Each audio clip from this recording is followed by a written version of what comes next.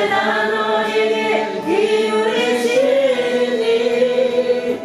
어두움에 밝은 빛을 비춰주시고 너의 작은 쉼을 외로움 갚아시니 너는 어느 곳에 기쁨이 주를 향하고 주만 바라보지라 주만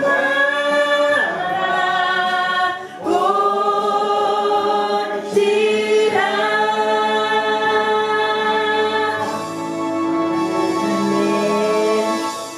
우리 별이 찬송 소리가 이 앞에까지 들립니다.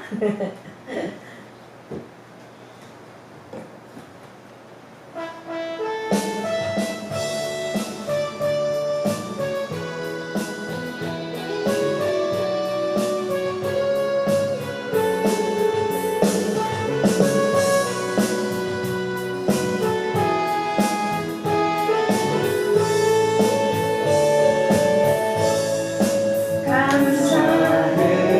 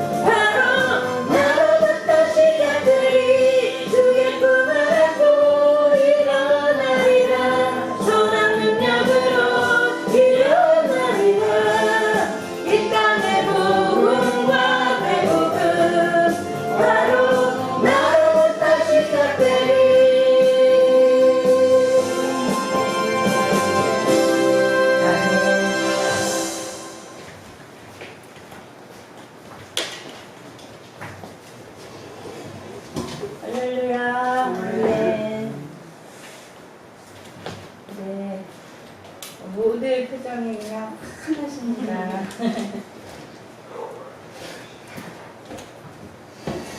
네, 우리가 문제가 있는 게 문제가 아니고 하나님 앞에 우리가 문제가 있을 때 나오지 못하고 하나님 앞에 아뢰지 못하는 게 문제죠.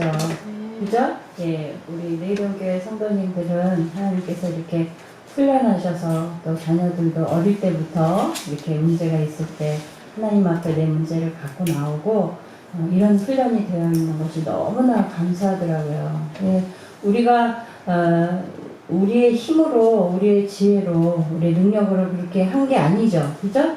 네, 하나님이 그러한 분량이 되도록 이제까지 우리를 이끌어 주셨고, 고난을 주시고, 또 어려운 환경을 통해서 하나님을 찾게 해주시고, 그래서 우리가 이렇게 하나님 전에 나올 수 있는 그런 하나님의 아들, 딸들이 되게 해주신 게 오늘은 너무너무 감사하더라고요. 우리 그런 하나님께 우리 다 같이 한번 영광의 박수 드릴까요? 감사합니다.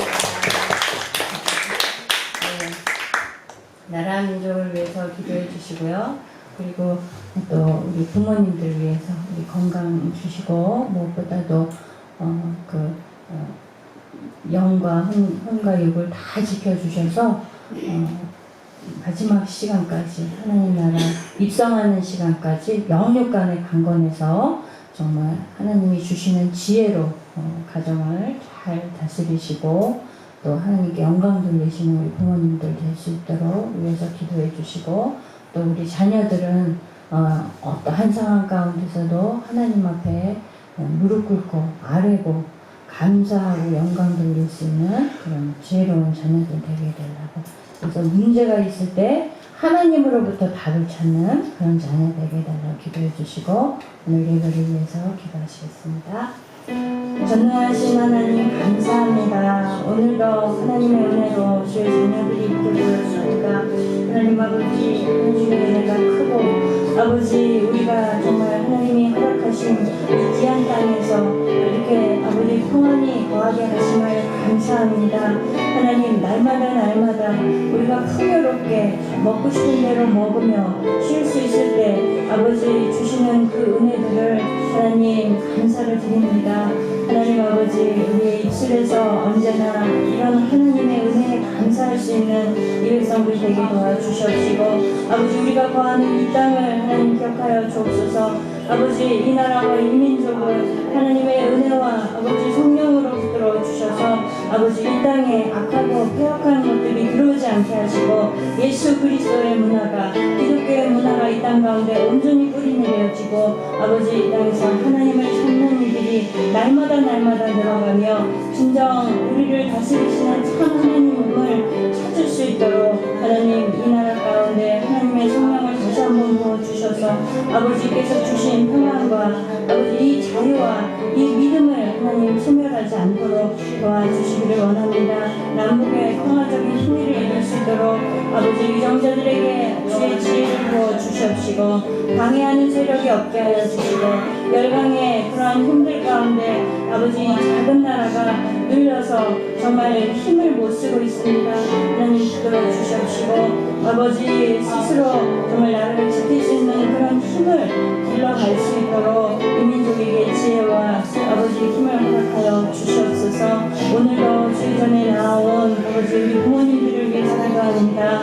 아버지 우리 조병수 집사님 또 박명재 권사님 김복희 집사님 우리 정경수 집사님 아버지 주님께서 아버지 날마다 주의 은혜로 붙들어 주셔서 아버지 정말 건강을 지켜주시고 무엇보다도 날마다 주님과 소통하며 하나님의 뜻을 아버지 깨달아 아는 귀한 아버지 주의 자녀들이 되게 하시고 아버지 붙들어 주시옵소서. 하나님 또한 아버지 어린 자녀들을 축복하셔서 이렇게 정말 때마다 하나님 앞에 금식으로 자신을 내어드리게 하여 주시니 감사합니다. 억지로 하는 것이 아니라 이제는 기쁨으로 나오게 하심을 감사를 드립니다. 이제까지 이렇게까지 인도해 주신 하나님의 은혜가 너무나도 크고 아버지 하나님의 정말 오래 참으시고 아버지 우리를 사랑해 주시는 그 사랑에 감사를 드립니다. 어린 자녀들이 이제 다음 세대를 이끌어갈 수 있는 이 나라와 이 민족과 또 이 교회를 아버지 이끌어갈 수 있는 강건한 그러한 청년들로 자라갈 수 있도록 지혜와 능력을 부어 주시옵소서. 오늘도 하나님 허락하신 귀한 예배 가운데 주의 말씀을 부어 주시옵시고 아버지 각자에게 허락하신 말씀들이 영의 귀가 열려져서 듣게 하시고 영의 눈이 열려져서 보게 하여 주시고 하나님께 영광만 돌리는 귀한 시간들이 하여 주시옵소서. 예수님의 이름으로 기도드렸습니다. 아멘.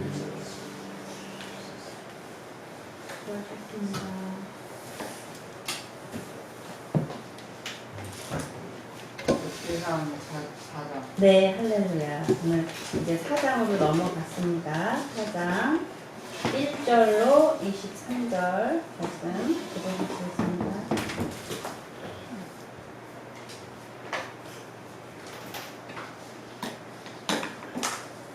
유다의 아들들은 베레스와 헤스론과 갈미와 훌과 소발이라. 소발의 아들 야는 야실라고 야스는 아미엘라가 야스를 낳았으니 이는 소라사의 족속이요. 에담 조상의 자손들은 이스루엘과 이스마와 잇바스와 저희의 매제 하술레보니와 그들의 아비 문일과 우사의 아비 세슈 이는 다 그들의 아비 에브라다의 가문을 후레 소생이며 두보아의 아비 야술의 두 아내는 헬라와 나아라라. 나아라는 그로 말미암아 아우산과 헤델과 네르냐와 하이스라를 낳았으니 이는 나아라의 소생이요. 헬라의 아들들은 세렛과 이소할과 에드난이며 고스는 아르구가 소베가와 아루의 아들을 아라의 족들을 낳았으며 야베스는 그 형제보다 존귀한 자라. 그 어미가 이름하여 야베스라 하였으니 이는 내가 수고로이 낳았다 함이었더라. 야베스가 이스라엘 하나님께 아뢰어 가로되 원컨대 주께서 내게 복을 도와사 나의 시험을 넓히시고 주의 손으로 나를 도우사 나로 하나를 벗어나 근심이 없게 하옵소서 하였더니 하나님이 그 구하는 것을 허락하셨더라. 수아의 형 블룹이 무힐을 낳았으니 무힐은 에스돈의 아비요. 에스돈은 에드라바와 바세라와 이마하스의 아비 드신탄을 낳았으니 이는 다 내가 사랑이며 그나스의 아들들은 운니엘과 스라야요. 운니엘의 아들은 하닷이며 모데는 에드라를 낳고 스라야는 나합을 낳았으니 노아가 하나님의 자상이라 저희들은 공장이었더라. 여분의 아들 갈렙의 자손은 이루와 엘라와 나함과 엘라의 자손과 그나스요. 요할렐의 아들은 시바와 아니야와 사사가세요. 에스라의 아들들은 예델과 메렛과 에벨과 얄론이며 메렛은 미리암과 삼메와 에스드모아의 조상 이스바를 낳았으니 이는 메셋의 바로의 딸 비니아니 알려드리며 또 한의 여우야는 그들의 조상 예렉과 소골의 조상 헤델과 사노아의 조상 여부디엘을 낳았으며 나함의 누이인 호디아의 아내의 아들들은 가미 사람 그일라의 아비와 마아가 사람 에스드모아며 시몬의 아들들은 암돈과 린나와 베야난과 딜론이요 이시의 아들들은 소액과 벤소헬이더라. 유다의 아들 셀라의 자손은 레가의 아비 에르와 마레사의 아비 라아다와 세마포 짜는 자의 집 곧 아스베아의 집 족속과 또 요긴과 고세바 사람들과 요아스와 모압을 다스리던 사람과 여수 베냐민이 이는 다 넷기록에 의지한 것이라. 다같이 이 모든 사람은 옹기장이가 되어 숲과 산을 가운데 거하는 자로서 거기서 왕과 함께 거하여 왕의 일을 하였더라. 아멘. 네, 우리가 생소하게 느껴지는 이름도 꽤 많이 나오죠. 예, 오늘 여기 제목들을 보니까 유다 자손, 뭐 시므온 자손 이렇게 쭉 사장에 이런 족보들이 나오는데요. 우리가 이전 3장까지는 이제 그 언약 백성의 당사자였던 다윗과 그 후손들 계보와 또 포로기 시대 이후에 그런 선민들의 계보가 쭉 나왔었는데, 오늘은 좀 더 구체적으로 이제 이 이스라엘 민족의 직계 조상인 이 유다의, 그러니까 아니 유다가 아니죠, 야곱의 12아들의 이런 족보를 이렇게 어떤 기준으로 나열을 했냐면 거주하는 지역을 기준으로 해서 여기 지금 4장부터 8장까지는 그렇게 쭉 나와 있어요. 그러니까 거주지에 따라서 이 유다의 자손들을 분류를 했다, 그렇게 보면 되는데요. 1절에 이제 야곱의 아들인 유다의 아들들이 쭉 나오죠. 유다의 아들 베레스와 헤스론은 우리가 이제 좀 익숙하죠. 베레스와 헤스론과 갈미와 훌과 소발 이렇게 쭉 나오는데요. 여기서 헤스론의 아들 갈미는 이 이름이 갈렙을 갈미로 이렇게 표기를 한 것 같아요. 그러니까 사실은 갈미가 갈렙이라는 이름으로 써야지 맞는 거죠. 예, 근데 어쨌든 이들의 이 유다 족보의 이름도 이 앞에서도 2장에서도 숱하게 나왔었죠, 그죠? 이렇게 여러 번 반복이 되고 있는데, 반복한다는 거는 뭐예요?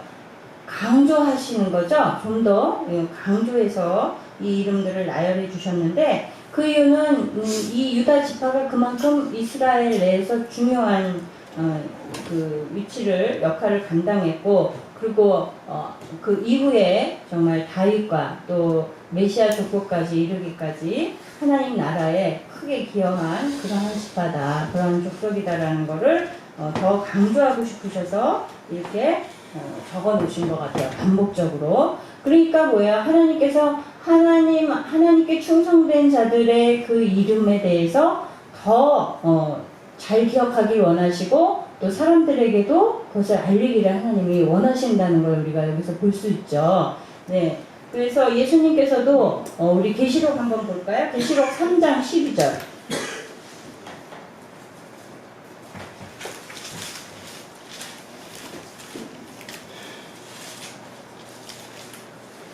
읽어볼까요?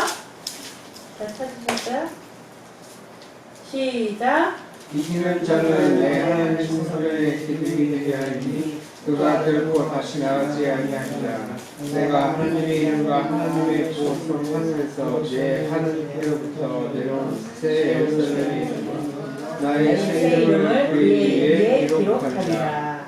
네, 이렇게 이름에 대해서 이렇게 많이 나온 성경 구절들이 많아요. 그러니까 하나님이 정말 하나님 앞에 충성된 자들의 그 이름을 이렇게 기록해 놓으시고, 또 특별히 더 하나님께서도 기억해 주신다는 것을 우리가 알 수 있습니다.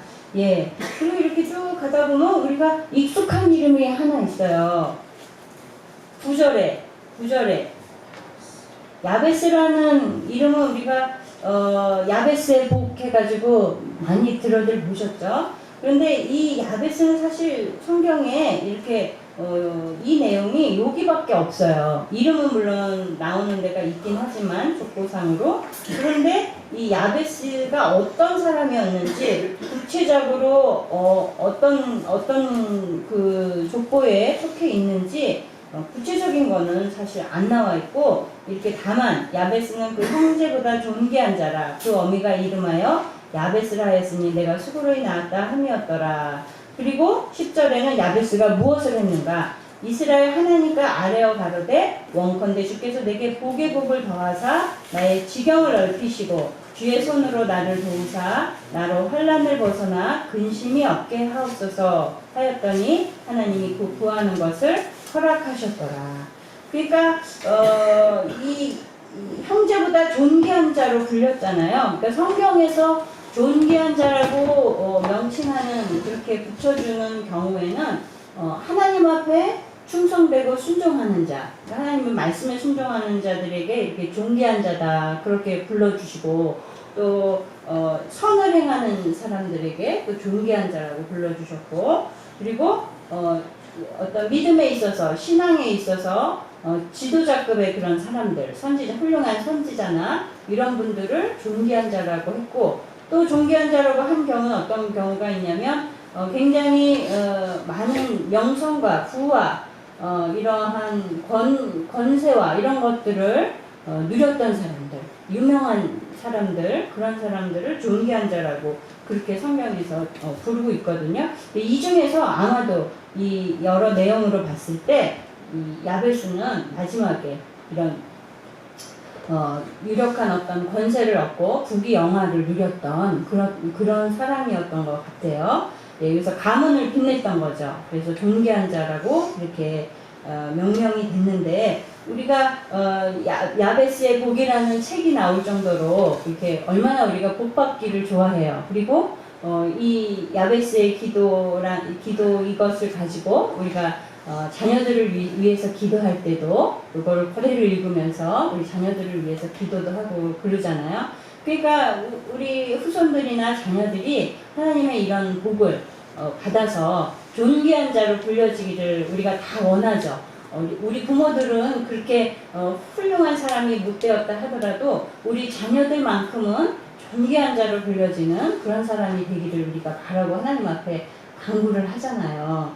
그런데요, 그러한 자녀가 이렇게 야베스와 같은 복을 얻기를 원한다면 우리 부모들도 야베스의 부모와 같은 그러한 고통스러운 일을 겪어야 된다는 것을 우리가 생각해 볼 수 있어요. 왜냐하면 이 야베스가 야베스를 낳을 때에 내가 수고로에 낳았다 그렇게 했잖아요. 그러니까 이 이름에 있어서 고통의 아들이다라는 뜻이 있대요, 야베스가. 그러니까 출생서부터 그의 삶이 그렇게 순탄하지 않았던 거죠, 사실은.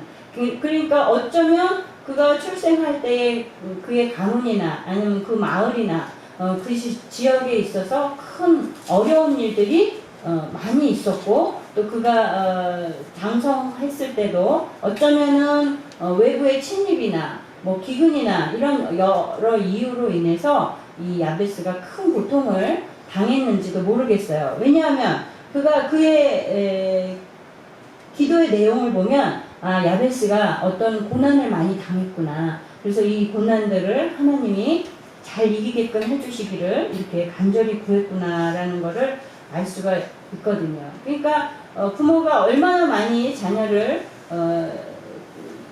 존귀한 자로 키우기로 원해서 얼마나 많은 수고를 했겠어요. 그죠? 어제도 조집사님하고 어젠가요? 그젠가요? 제가 여주를 따가지고 이제 말리느라고 이렇게 하니까 잘 익으면 여주 그 속에 빨갛게 그 열매같이 이렇게 나오거든요. 근데 그거를 다 이렇게 뭉개가지고 빼내면은 속에 딱 방패벌레같이 생긴 그런 씨가 나와요. 네, 그거를 이제 담가가지고 막 그러고 있으니까 조집사님이 이거 심으면 나오는지 궁금해 하시는 것 같더라고요. 그래서 제가 이거를 심어도 그렇게 사서 심는 것만큼은 아닌 것 같다고 그랬더니 그럼 뭐 여기 수고롭게 그거를 씨를 이렇게 저축하느라고 애를 쓰세요. 고르느라 힘들고 보관하느라 힘들고 또 씨를 심어서 또 모종을 만드느라 힘들고 그랬는데 결국 자라지는 않고 그러면 괜히 힘만 빼잖아요. 그러니까 전문가한테서 사서 쓰고 이거는 그냥 버리세요 그러더라고요. 그만큼 우리가 씨를 얻어서 씨를 뿌리는 것도 사실은 쉬운 게 아니거든요. 그런데 씨를 뿌린 이후에 그것을 잘 자라게 하는 것은 사실 또 더 어렵죠.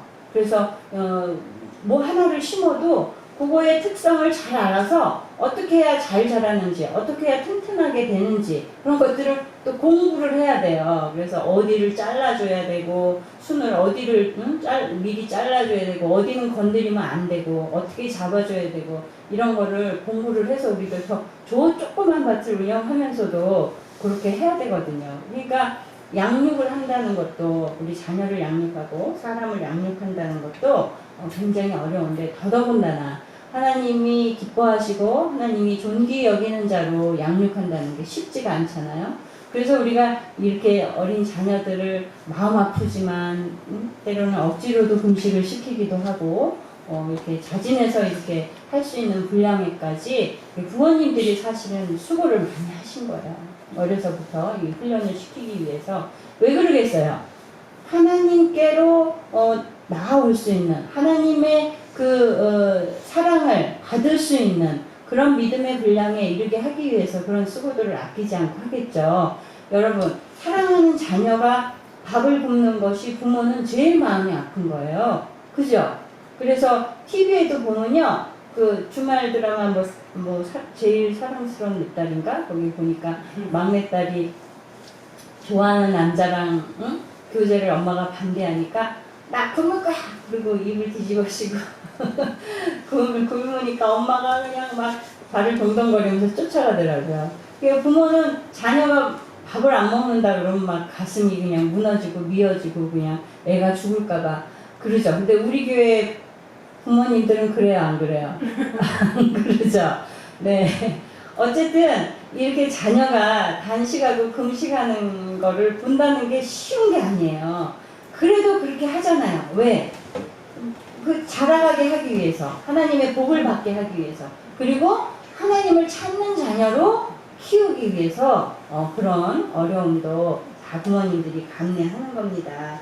예, 우리 부모님들은 물론 그렇게 하고 계시지만 더욱더 주의 교양과 훈계로서 우리 자녀들이 하나님을 찾는 그런 하나님의 자녀로 자라갈 수 있도록 자녀 교육에 있어서 무엇보다도 신앙의 교육에 힘써야 되겠습니다. 네, 이 야베스는 이 기도의 결과가 이제 10절에 나오죠. 그랬더니 하나님이 그 구하는 것을 허락하셨더라. 근데 내용이 어떤 내용이냐면 내게 복의 복을 더하사 나의 지경을 넓히시고, 지경은 뭐예요? 자기의 힘이 닿는 그런 구역을, 땅을 넓혀달라는 거죠. 그리고 주의 손으로 나를 도우사 나로 환난을 벗어나 근심이 없게 하옵소서. 그러니까 지금 환난 가운데 있다는 얘기 아니에요. 그죠?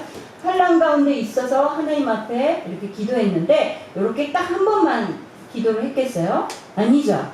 수도 없이 해마다 부르짖어 하나님 앞에 기도하지 않았겠어요? 예, 그러한 간절한 기도가 있었기 때문에 이 야베스의 기도에 하나님이 10절에 그 구하는 것을 허락하셨더라.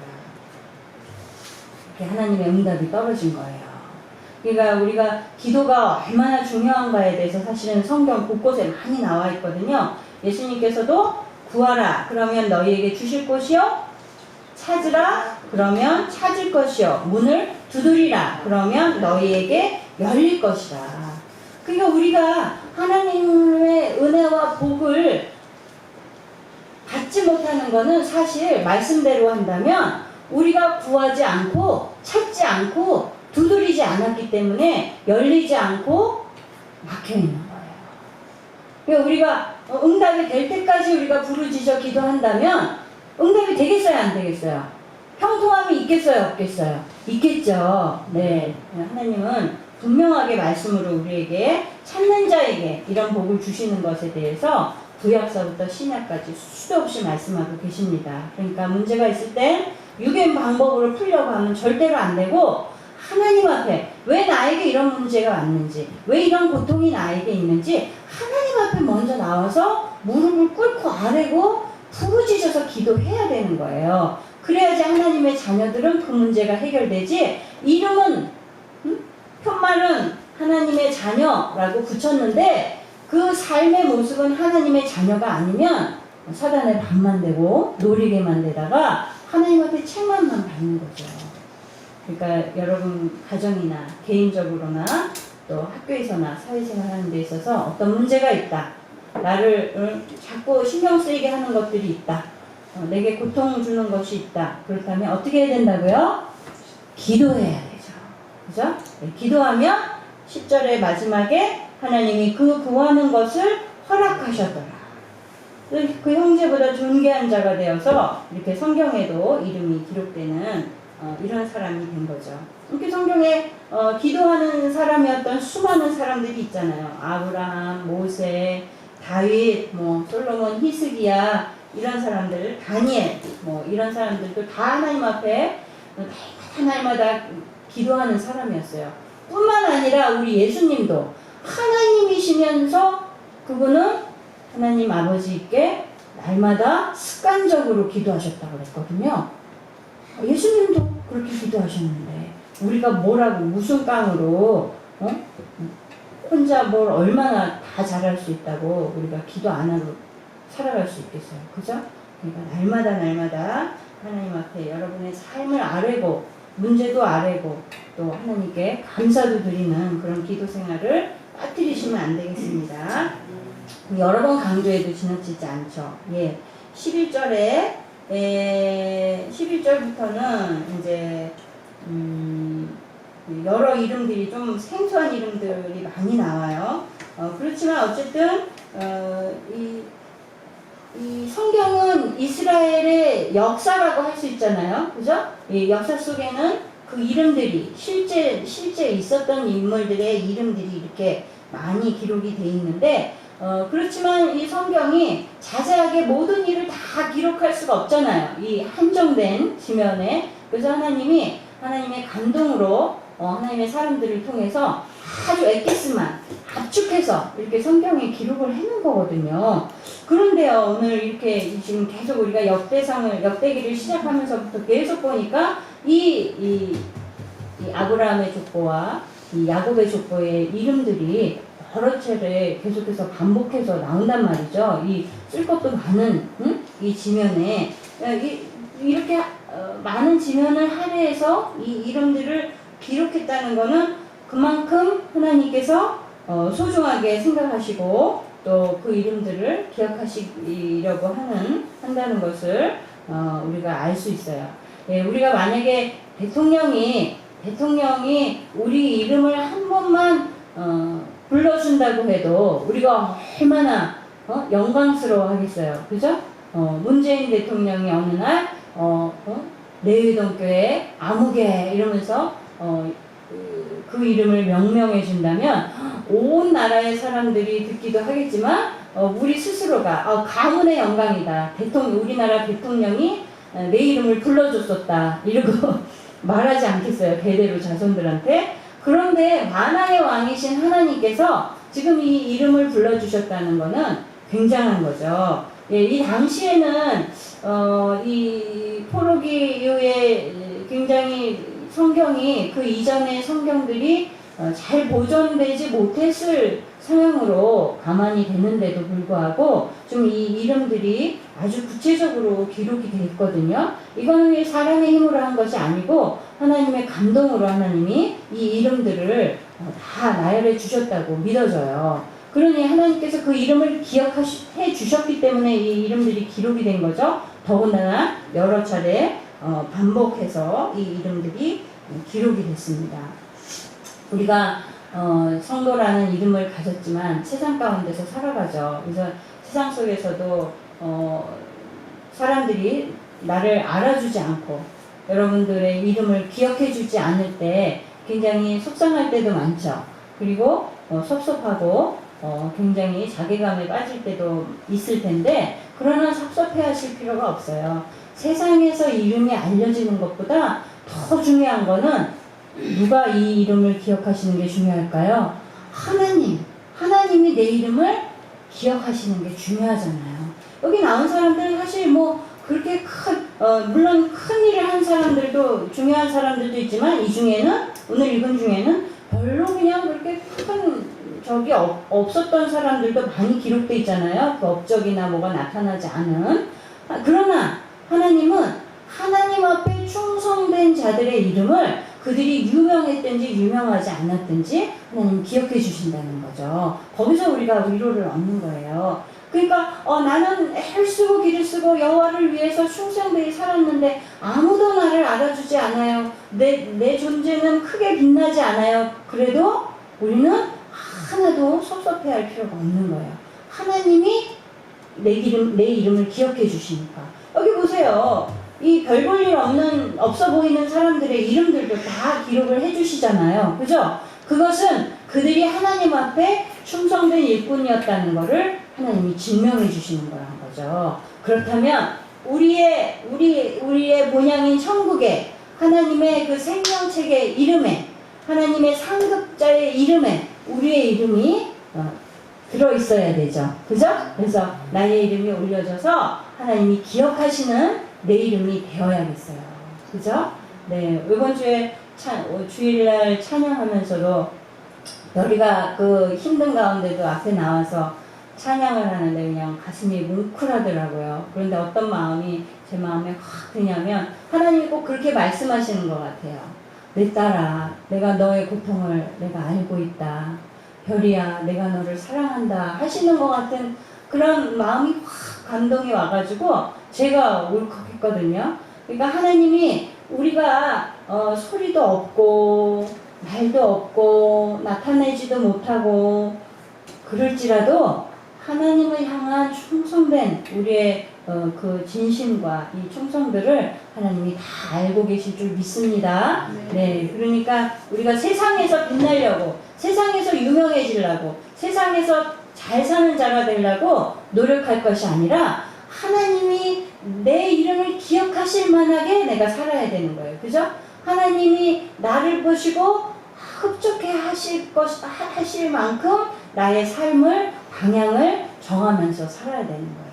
그러니까 기준이 달라지죠. 세상을 사는 기준이 완전히 달라지는 거예요.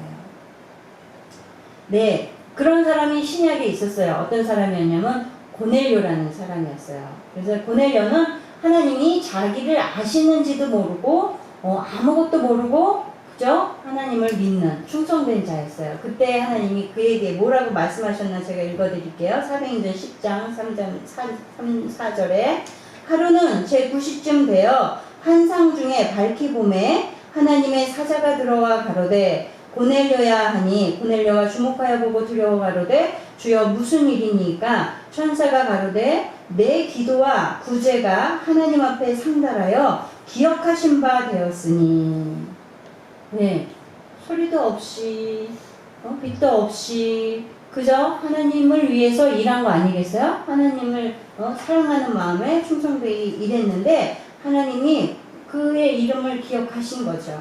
그래서 이렇게 찾아와 주시고 하나님이 기억하신 바 되었다라고 이렇게 말씀해 주신 거예요.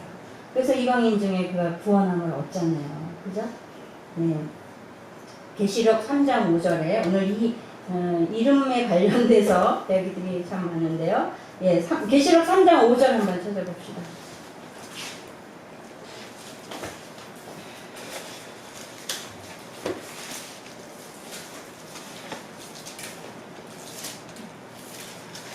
시작. 이기는 자는 이와 같이 흰 옷을 입을 것이요 내가 그 이름을 생명책에서 반드시 흐리지 아니하고 그 이름을 내 아버지 앞과 그 천사들 앞에서 시인하리라. 아멘. 네, 우리가 이기는 자가 되어야 되죠. 그죠? 예수님이 우리를 시인해 주시지 않으면 안 된다는 거잖아요. 그죠? 네. 예, 이제 15절에 보면은 또 익숙한 이름 하나가 나오죠. 여분네의 아들 갈렙. 이 갈렙의 딸도 여분네의 아들 갈렙의 딸도 악사고 또 다른 갈렙이 또 있죠. 우리가 아는 누구 아들이야? 헤스론의 아들 갈렙도 또 있죠. 우리가 앞장에서 나왔나요? 네. 예, 그런데 이 두 갈렙은 동일 인물이 아니라 그랬죠. 다른 인물이에요. 심지어 이 시대가 300년이나 차이가 나요. 이 여분네의 아들 갈렙은 누구냐면 가데스 바네아에서 그 가나안 땅을 염탐했던 12명의 정탐꾼 중에 한 명인 거예요. 여호수아와 더불어서. 그 갈렙이 바로 이 여분네의 아들 갈렙입니다. 예, 그에 대해서 이렇게 좀 소개가 되고 있는데 그때에 어떤 일이 있었어요. 가나안 땅을 정탐하러 12명을 이제 보냈죠. 그래서 이제 가나안을 정복하기 이제 코앞에 이르는 거예요. 이제 초읽기인데 하나님이 그들을 보내셔서 정탐하게 하셨어요. 그런데 의견이 쫙 갈라졌죠. 여호사와 갈렙은 굉장히 긍정적인 방향으로 얘기했지만 나머지 10명은 그 땅의 사람들의 거대함과 풍요로움과 이런 것들을 보고 그냥 완전히 눌려버렸어요. 그래갖고 부정적인 말을 하게 되죠. 그러니까 그 말을 들은 백성들이 갑자기 두탄에 빠지고 비참함에 빠지고 그래가지고 하나님의 약속은 까맣게 잊고 이제 아우 안 되겠다, 우리 그러다 죽겠다, 우리를 왜 여기까지 끌고 와서 죽이려고 하느냐, 다시 우리 돌아가자, 애굽으로 돌아가자 그러면서 모세와 하나님을 거역하게 되잖아요. 예. 그때에 예, 백성들의 이 원망에 그냥 아주 그냥 울부짖으면서 분연이 일어나서 여호사 갈렙이 아니다. 우리 하나님의 약속을 다시 기억하자. 하나님은 능치 못하실 일이 없으시니 우리가 믿음으로 나아가면 이 땅을 우리가 얻을 수 있다. 이런 믿음의 소리를 한단 말이죠. 그래서 결국은 그 모든 사람은 다 죽고 여호사와 갈렙만 가나안 땅에 들어가게 되잖아요. 이 굉장히 적극적인 모습의 갈렙을 보게 되는데요. 이 갈렙의 적극적인 모습은 또 나와요. 성경 가운데 보면 이제 지도자가 바뀌어서 여호사가 지도자가 되어졌을 때에 이 여호사에게 요청을 합니다.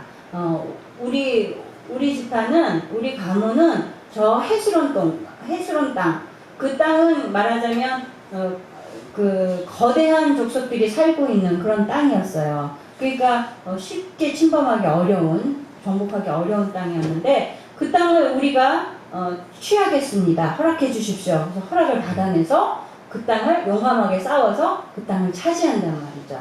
헤브론 땅을. 예, 그곳이 바로 결국은 어떤 땅이 되어지냐면 다윗이 자기의 왕위를 시작하는 그런 땅이 되어지는 거예요. 유다 족속에게 있어서 굉장히 중요한 의미가 있는 그런 땅을 갖게 되는 거죠.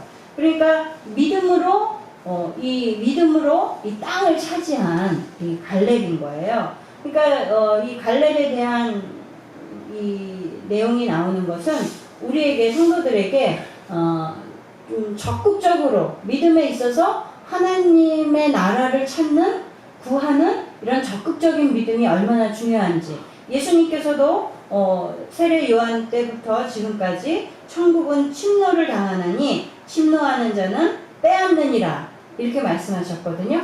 그러니까 침노한다는 건 뭐예요?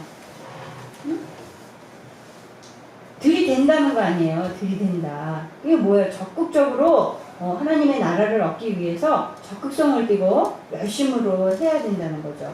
그러니까 뜨뜻미지근한 신앙 가지고는 하나님의 나라를 얻을 수가 없는 거예요. 그냥 난 그냥 저절로 모태신앙이고 또는 저절로 그냥 우리 저기 뜰팍만 왔다 갔다 하고 저절로 어떻게 되겠지, 응? 때가 되면 뭐가 되겠지, 때가 되면 천국에 들어갈 수 있겠지 이렇게 생각하는 거는 큰 오산이라는 거죠. 성경에는 그렇게 말씀하고 있지 않습니다. 그러니까 믿음의 신앙에 있어서는 요행을 바라서는 절대 안 되죠. 그죠? 이렇게 적극적으로 자기의 믿음을 위해서 하나님의 나라를 얻기 위해서 이런 믿음의 행보를 할 것을 또 치열한 영적인 전투를 싸워가야 한다는 것을 성경에서 말해주고 있는 거예요. 21절부터 이제 쭉 보면은 이런 이제 이 셀라의 계열의 족보들이 쭉 나옵니다. 그런데 이들은 어떤 사람들이냐면 아주 귀한 재능을 갖고 있는 그런 사람들이 나와요. 그래서 세마포 짜는 직물장인도 있고요. 또 왕실의 그릇을 만드는 도공들도 있었어요. 자, 요즘 현대의 첨단 기술이라 하면 뭐가 있을까요? 요즘의 첨단 기술. 응? 로봇. 또 로봇 같은 데에 반드시 들어가야 되는 거 있죠. 요즘 한참 문제가 되고 있는 뭐 반도체, 응? 이런 것들이 지금에는 첨단 기술이잖아요. 근데 그 당시에 이 세마포 짜는 기술이나 이 그릇을 만드는 기술이 바로 첨단 기술이었어요. 굉장히 어려운 기술 중에 하나였고 그 당시에만 해도 이런 것들을 만들기가 쉽지 않았던 시대에 지금 이들의 가문에서 이런 훌륭한 손재주 있는 사람들이 나온 거거든요. 이 계열에서 또 누가 나왔냐면 나중에 성막을 만드는 총책임자 누구라고 그랬죠? 부살렐이 이 가운데서 나오잖아요. 이 일본이 우리나라 도공들을 많이 훔쳐갔었잖아요. 데리고 갔었잖아요. 그때만 해도 그 일본은 도자기 그릇이 없어가지고 그러니까 AD 1500년 정도까지도 나무 그릇을 썼대요. 예. 그래서 이 도자기가 없었대요. 그런 기술이 없어가지고. 그래서 임진왜란 때 우리나라 도공들을 그냥 싹 데리고 가가지고 아주 극진한 대접을 하면서 그 기술을 익혔다고 그러잖아요. 그래서 심지어는 일본의 큰 국보로 지정된 그런 물건들이 우리 조선 시대에는 누구네 집에나 있는 그런 밥그릇이 일본에서는 국보들이에요. 그러니까 참 일본에서는 얼마나 그 도자기 기술을 귀중하게 여겼나 우리가 알 수 있는데 지금 이 시대에 이들이 있는 이 시대에 바로 첨단 기술이 이런 세마포 짜는 기술이었고 도자기 그 왕실의 그릇을 만들 수 있는 그런 도자기 기술이 이 당시에는 첨단 기술이었던 거죠. 그러니까 굉장히 유능한 일꾼들이 많이 배출이 된 거고 곧 이런 기술들은 문명에도 큰 영향을 미치잖아요. 우리가 수많은 문명들도 보면 무슨 그 문명을 얘기할 때 항상 빗살무늬, 토기 이런 여러 가지 대표적인 그런 것들을 문화품들을 말하자면 소개를 하잖아요. 그러니까 이런 기술들은 어떻게 보면 문화와 문명을 이뤄내는 그러한 도구들이 되어질 수 있는데 우리 기독교인들도 우리가 복음을 전파하고 전도를 하는데 우리가 복음을 전하고 또한 이 땅 가운데서 이 복음을 전하면서 기독교적인 문화를 우리가 자꾸 만들어가고 기독교적인 문화를 퍼뜨려 가야 돼요. 이게 잘못된 문화들이 이 땅에 퍼지게 되면 우상을 숭배하는 문화, 그 다음에 잘못된 성적인 문화 이런 것들은 다 우상을 섬기는 자들의 문화거든요. 근데 우리나라에도 퀴어 축제 같은 거 아까 목사님이 문자를 보내주셔서 봤는데 혹시 여러분들 받았어요? 못 받았어요? 네, 아주 인권을 운운하면서 기도하는 사람들을 막 공격하고 그런 일이 있었더라고요. 네, 어쨌든 우리가 전도도 하면서 우리가 기독교인만 만드는 것이 아니라 기독교 문화인들도 만들어 가야 되는 그러한 사명이 우리들에게 있는 거예요. 그래서 우리가 물론 세상 속에서 사니까 세상 문화도 접하지만 우리가 말씀에 근거해서 예수 그리스도의 문화들을 우리 주변에 소개하고 또 그런 것들을 널리 퍼뜨릴 수 있는 그런 지혜와 지혜들이 필요하겠습니다. 네, 오늘은 일찍 말씀을 마치는데요. 우리가 하나님께서 하나님을 사랑하고 또 믿음을 지키기 위해 인내하고 또 하나님의 나라를 얻기 위해서 부단히 노력하고 애쓰는 하나님의 백성들의 이름을 이렇게 다 기억해 주시고 또 하나님의 나라에 우리 이름들이 기록되어 있을 줄 믿습니다. 그래서 오늘도 우리가 이제 금식을 마치고 보식하는데 보식하는 가운데도 잘 참고 절제하고 그래서 은혜를 소멸치 않고 하나님께 이것을 영광을 돌려드릴 수 있는 내일동교회 성도님들 되기를 바랍니다. 이 시간에 우리 통성으로 좀 같이 기도해 주시는데요. 우리 별이가 이 통증이 어떠냐고 물어봤더니 10이었다면 지금 한 3, 4 정도 됐다고 그래요. 지금은 어때요?